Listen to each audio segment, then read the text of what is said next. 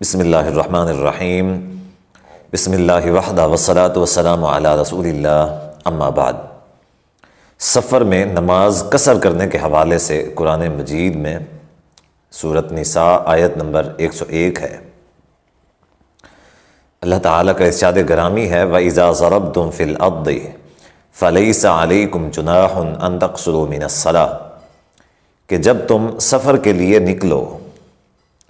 فَلَيْسَ عَلَيْكُمْ جُنَاحٌ أَن تَقْصُرُوا مِنَ الصَّلَاةِ تمہارے اوپر کوئی گناہ نہیں ہے کہ تم نماز کو قصر کر لیا کرو، یعنی کہ نماز کو کم کر کے پڑھا کرو۔ اسی طرح صحیح البخاری کی حدیث ہے، سیدہ عائشہ رضی اللہ تعالیٰ عنہ فرماتی ہیں کہ شروع میں نماز 2 رکعات نازل ہوئی تھی، یعنی کہ سفر میں بھی 2 رکعات اور حضر میں بھی 2 رکعات۔ پھر جو سفر کی تھی وہ برقرار رہی، یعنی کہ وہ 2 رکعات برقرار رہی، اور جو حضر کی تھی اس کے اندر اضافہ کر دیا گیا۔ تو ان دلائل سے، اسی طرح اور بھی کئی سارے دلائل ہیں، ثابت ہوتا ہے کہ نماز کو سفر کی حالت میں قصر کرنا جائز ہے، قصر کیا جا سکتا ہے۔ اب سوال یہ ہے کہ کتنی مسافت کے اوپر نماز کو قصر کیا جا سکتا ہے یا قصر کرنا چاہیے، کتنی مسافت کے اوپر؟ اب صاف ظاہر انسان سفر کرتا ہے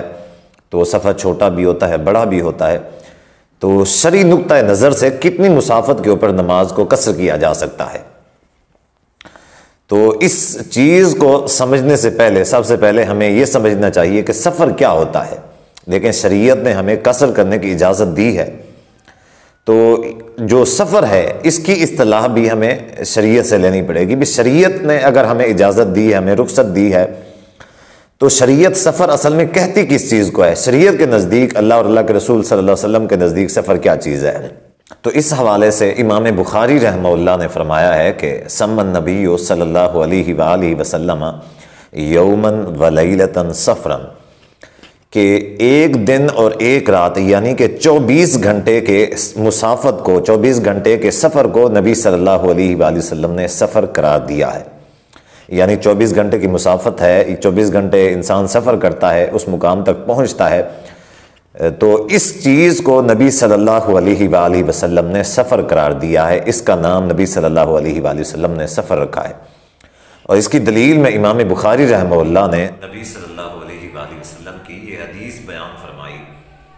کہ آپ صلی اللہ علیہ وسلم نے فرمایا کہ جو شخص آخرت کے اوپر، اللہ کے اوپر اور آخرت کے اوپر ایمان رکھتی ہے، تو اس کے لیے یہ جائز نہیں ہے کہ وہ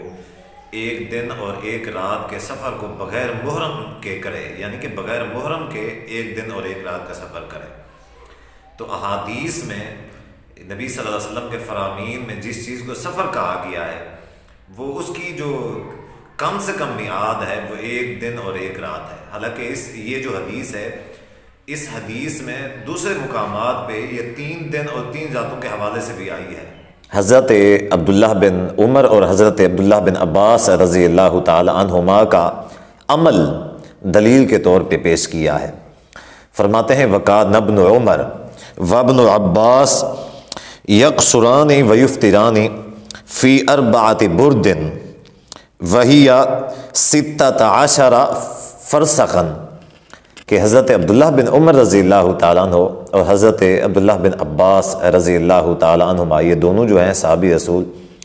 یہ 16 فرسخ کی مسافت کے اوپر روزہ بھی چھوڑا کرتے تھے اور نماز بھی قصر کیا کرتے تھے، کیونکہ روزے کی بھی اجازت ہے سفر کی حالت میں کہ روزہ انسان چھوڑ سکتا ہے۔ اب یہ جو 16 فرسخ ہوتے ہیں، یہ کتنے ہوتے ہیں؟ ایک جو فرسخ ہوتا ہے وہ 3 میل کا ہوتا ہے، ایک فرسخ 3 میل کا ہوتا ہے، تو اسی طرح یہ تقریباً 48 میل بنتا ہے۔ 16 فرسخ کے 48 میل بنتے ہیں، اور اگر اس کو گوگل کے اوپر آپ جا کے کلومیٹرز کے اوپر آپ بنائیں حساب اس کا، تو یہ تقریباً 77 پلس بنتا ہے، یعنی کہ آپ ایسا لگا لیں کہ 78 کلومیٹرز یہ اس کی جو میعاد ہے یا اس کی جو مقدار ہے وہ 78 کلومیٹر، 78 کلومیٹر اس کی مقدار بنتی ہے۔ یعنی کہ یہ صحابی رسول جو تھے یہ 78 کلومیٹر کے اوپر روزہ بھی چھوڑا کرتے تھے اور نماز کو بھی قصر کیا کرتے تھے۔ تو اگر آپ کلومیٹرز کا حساب رکھتے ہیں تو کلومیٹر کے حساب سے 78 کلومیٹر کے اوپر آپ روزہ بھی ترک کر سکتے ہیں، چھوڑ سکتے ہیں، اور آپ نماز بھی قصر کر سکتے ہیں۔ یہ صحیح موقف ہے، امام بخاری رحمہ اللہ کا بھی یہی ہے، اور اسی طرح کئی سارے علماء کا بھی یہی موقف ہے۔ اس حوالے سے موجودہ علماء، کئی سارے علماء ہیں جو عوام کو یہ بتاتے ہیں کہ جو 20 سے 22 کلومیٹر کا تقریباً، کچھ علماء 21 کلومیٹر بتاتے ہیں، کچھ 22 بتاتے ہیں، کہ اتنے سفر کے اوپر قصر کرنا جائز ہے۔ اس کی دلیل میں یہ حضرت انس رضی اللہ تعالیٰ کی حدیث سناتے ہیں کہ حضرت انس رضی اللہ تعالیٰ فرماتے ہیں کہ نبی صلی اللہ علیہ وآلہ وسلم 3 میل یا 3 فرسخ سفر کرتے تو وہاں پہ قصر کیا کرتے تھے۔ تو اس کی دلیل میں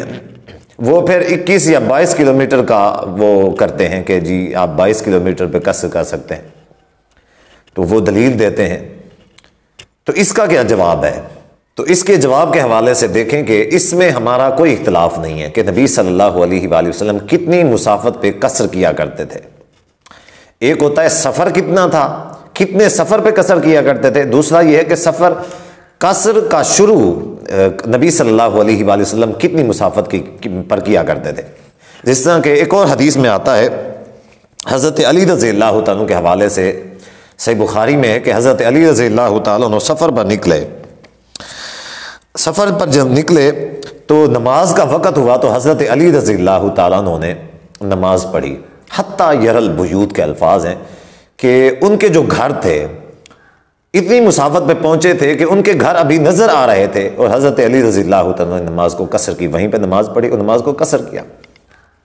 اور واپس آئے۔ جب واپس آئے تو گھر کے قریب پہنچے ہوئے تھے کہ نماز کا وقت ہوا، تو حضرت علی رضی اللہ تعالیٰ نے نماز قصر کی، تو کہا گیا، حضرت علی رضی اللہ تعالیٰ سے کہا گیا فلما رجع قیل له هذه الکوفہ، جب وہ نماز قصر کرنے لگے تو ان سے کہا گیا کہ کوفہ تو یہ ہے، کہ کوفہ یہ ہے، اتنا قریب ہے، صاف نظر آ رہی ہے سامنے ہے ہمارے، تو ہم یہ قصر کیوں کر رہے ہیں؟ تو حضرت علی رضی اللہ تعالیٰ نے فرمایا کہ قال اللہ، کہ نہیں، ابھی ہم مسافر ہیں، ابھی ہم نماز قصر کر سکتے ہیں، کیونکہ ابھی ہم کوفہ کے اندر داخل نہیں ہوئے۔ جب ہم کوفہ کے اندر داخل ہو جائیں گے تو ہماری جو یہ سفر والی کیفیت ہے وہ ختم ہو جائے گی۔ اب چونکہ ہم مسافر ہیں، نماز کا وقت ہو چکا ہے، تو ہم نماز قصر کر سکتے ہیں۔ تو اس حوالے سے تو ہمارا بھی اختلاف نہیں ہے کہ آپ اگر سفر پہ جا رہے ہیں، لمبا سفر ہے، 78 کلومیٹر سے آپ کا زیادہ سفر ہے، یہ اتنا سفر ہے، تو آپ اگر اپنے علاقے سے باہر نکلتے ہیں، نماز کا وقت ہو گیا، نماز قصر کر سکتے ہیں، اس میں تو ہمارا بھی اختلاف نہیں ہے۔ لیکن اس چیز کو ٹوٹل مسافت پہ اگر وہ کر دینا، معمول کر دینا کہ ٹوٹل مسافت اتنی ہونی چاہیے، تو یہ بات سمجھ میں نہیں آتی۔ مثال کے طور پہ آپ دیکھیں کہ آج کا دور ہے، ایک کسی شخص کے پاس بائک ہے، ٹھیک ہے، جو 22 کلومیٹر کا بتاتے ہیں علماء کرام، اگر نارمل سی عام سی جو بائک ہے اس کے اوپر نارمل سپیڈ کے ساتھ اگر کوئی آدمی جاتا ہے تو 22 کلومیٹر کے تقریباً 22 یا زیادہ سے زیادہ 25 منٹ لگ جائیں گے۔